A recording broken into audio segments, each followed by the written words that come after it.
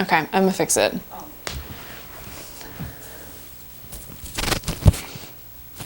Fighting fajitas, take 4.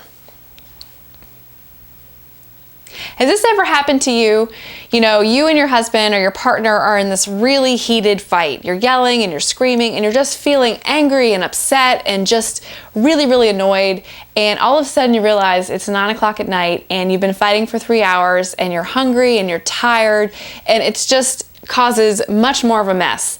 This has happened to all of us, and I know it's happened to me. And so one of the things that my husband and I did to prevent this from happening again is that we came up with a fighting food dish. And I know that sounds crazy, and you probably think that cooking is my solution to everything, but it really does work. So what we decided to make is something that I call the fighting chicken fajitas.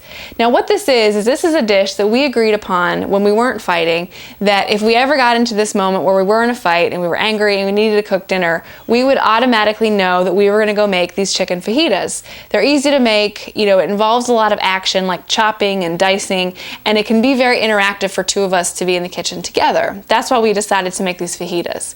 So that's what I want you to do. I want you to come up with your own dish. You can use the chicken fajitas if you want, or come up with another fighting dish. All you have to do is agree upon this dish and know that if this is happening to you, you're gonna go into the kitchen and you're gonna make this dish together. You're gonna use all that negative energy that you would have been using fighting and screaming into a positive action of cooking and doing something together. You don't have to solve the fight while you're in the kitchen, but you just have to be in there together. Now, another one of the rules that we have when we're cooking these fajitas together is that we agree to not yell and scream. We're going to talk and communicate like normal human beings. You know, whatever it is what we're fighting about, it's not going to get solved by yelling at each other. So we focus on what the problem is and how can we solve it. So that's what I want you to do.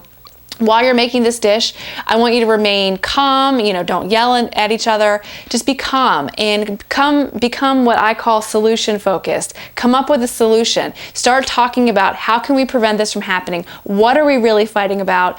And how can we come up with a way to solve this? You know, any problem you might have can be worked out. You just have to communicate and you have to listen. And I found the best way to do both of those things is through making this dish. So the next time you and your husband or your spouse are fighting about something, I want you to go into the kitchen and make this dish. You'll see it'll work for you. Cut.